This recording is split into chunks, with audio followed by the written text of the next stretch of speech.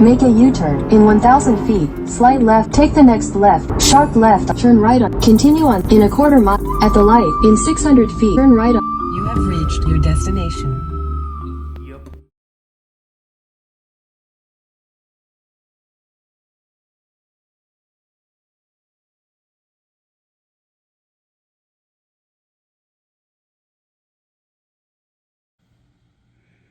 Okay, well, today is lower air intake in the front intake air cowl. Let me back that up. Let's start this over. Today, today is lower air intake in the front air dam day, and I'm going to more or less mirror what I've done with my Roadster, but without that piece in the center. Okay, I'll zoom in a bit more.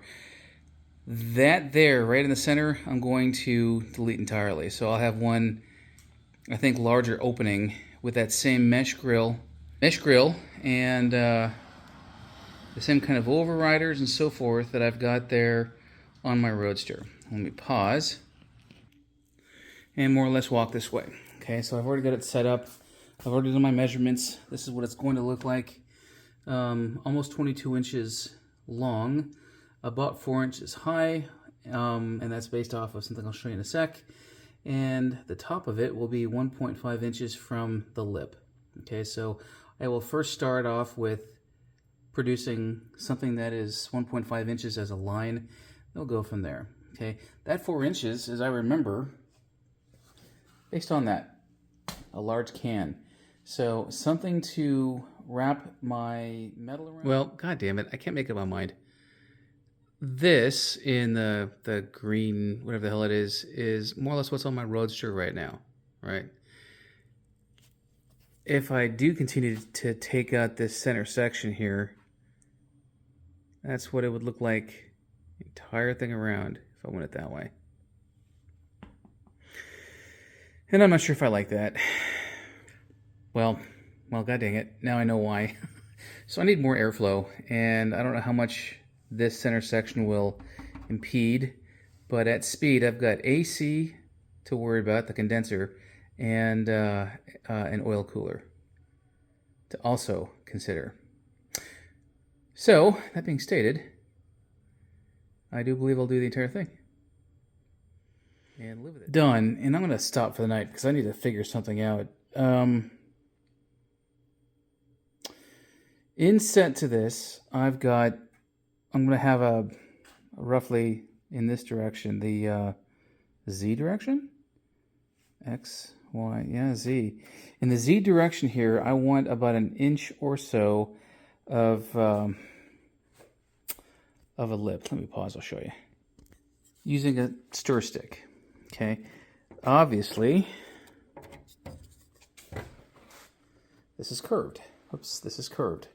So I need to come up with something that curves with this, but in that direction. I've got a couple of ideas. Not only curve in this direction, but in this direction as well. Because between here and here is not a flat surface. Duh, right? It's that puppy right there. So I want to come up with something that is both curved, looks good, and has a lip in there, because I want, like I say, a lip down on every plane here. Well, I came up with an idea, and thanks to one of the big box hobby stores, I bought a bunch of cardstock, and it's not too thick, but it's not too thin, and I've done this. Okay, what I'm going to do next with a mark slot, I'm just going to cut. And once it's trimmed down, maybe I don't even need to do that. Well, anyway. Well, then again. Yeah, I need to cut it down. Anyway, so I'm going to cut it down and come up with a means of attaching it basically to here, which is going to be more tape. And then I'm going to use fiberglass mat and resin on the other side and build a build on top of that. basically, with some supports, and I might even wet that down a little bit so it conforms better so there's no gaps. But you'll see how I do it. I've already got a plan, so just keep me in my sleep, of all things. So I'm going to get her going, and you'll see what happens next. Okay, well, here we go. I've got some fiberglass ready to go, cut out in strips, as you can see. I've got a piece 2x4 between my two cans here to keep the entire thing taut and tight. I have watered the ends a little bit for a better curve. This, by the way, is not going to be how it is. I'm going to cut this off at about here or so. I don't know yet. I'll find that out when I get to it. But and the other side, trying to be careful, looks like this.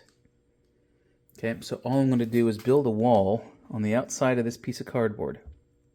Cardstock, whatever the hell it is, right? And once the fiberglass is done and set, after 2 or 3 coats, I will remove the cardboard gingerly, and then I will probably submerge this in water and just take out the cardboard as the paper dissolves, more or less in the water. So that's my plan. Okay, well, I'm done for the night because I'm out of fiberglass resin. I've got the fiberglass mat. Got a couple more things ready to go for more layers, but yeah, I'm out of resin. So this will cure tonight and tomorrow, obviously, and then I'll see about cutting down what I want to cut down. Well, I got to say, I am pretty happy with the result. I have since trimmed all of the excess down. There's a lot of it there in my trash can. Right. Oh, that's really strong. God damn. And I've got a couple of little, not a void, but a mismatch where 2 pieces of things are taped together, right? A little bit of a void there, a little bit of a void there. Here's how it looks from the other side. I'm going to kind of bend down. You can see how straight it is. There. So the levels are just about perfect.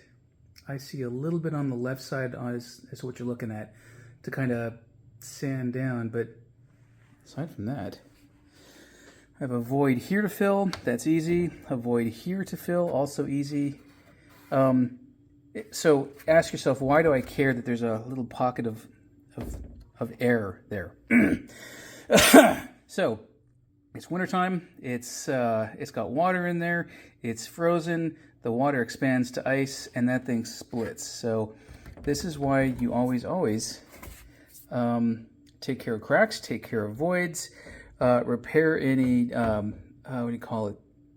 Damages to the white stuff here, pink stuff here in my case. That white stuff, that pink stuff, is the outer coating of this mold. What do they call that? No, not clear coat. I forget the name of it, but and some, general body work to do. But again, this is ready for a little bit of prime time. Again, some sanding here, big deal, and then the preparation of the outer part. At some point, I'm going to pause. I will need to do a dry fit of the entire thing on the nose here, and drill holes, mounting holes on both the body and the that thing. And I'm stupid. I should have. I really should have done one of the. God dang it! I really should have done this like the first thing, because you typically don't want to do body work in a paint job and then dork it up with holes through it, because the paint and the clear coat and everything else would have gone through and been a better protectant. So once I drill mounting holes, I've got to remember to seal them up with multiple levels of paint, so there's no rust. Right? Clear coat looks pretty good. Yeah. So more on that, and I'll show you the outside once I'm done. Okay, well, a little bit of Bondo and a little bit of sanding. In probably 15 to 20 minutes, I'll have a smooth surface. I will check out the rest of what I've got here for any other. There's an oops, and any other areas that might need attention, and I'll get to those And I'll be ready to prime, paint, and perhaps even clear coat the sucker tomorrow. Okay, well, this is done. I've got all of the voids, pieces, bits, etc. more or less done. I'm going to prep this thing so it's covered with plastic. And I'm going to probably, what do you call it? Prime it tonight. Then get that ready for painting and so forth tomorrow. Hell yeah. This is done. And I got to say, this is one of the nicest priming jobs I've ever done. Look at the shine on that. So I'm going to let this go overnight. It's just past 9 p.m. Eastern Time. You can see my roadster peeking out there. Let the air kind of escape out the garage door. I'm going to, yeah, there's me. There's Groove Guy. Okay, well, I've probably done something unwise, which is take off my respirator so I can narrate this. So I'll get this back on real quick. Color coat's done. That's 3 coats of one tack coat, one medium-ish coat, and then a second medium-ish coat. So 3 coats total. Gonna let this cure for 30 minutes. And then, unlike what I did on individual pieces and parts and bits, I'm going to clear coat this directly so that when I start putting down spray, putting down clear coat, it will chemically bond with that front air dam, front air dam's paint. There, yeah, there. And I'm done.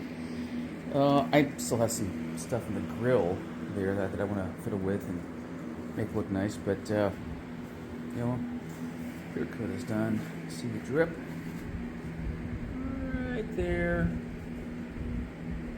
No, you can't see it. It's slight, but I can. There it is. Yeah, I've got that to fix. That'll be easy. A little bit of sanding and then polishing. Yeah, you can see me. No drips on the end. That's good. Yeah, I did a good job on this. Yay me. So, again, like with the rest of this stuff, I'm going to let this cure for a while, and aside from that run there, I may not even touch this again. Maybe. Well, on to the next thing.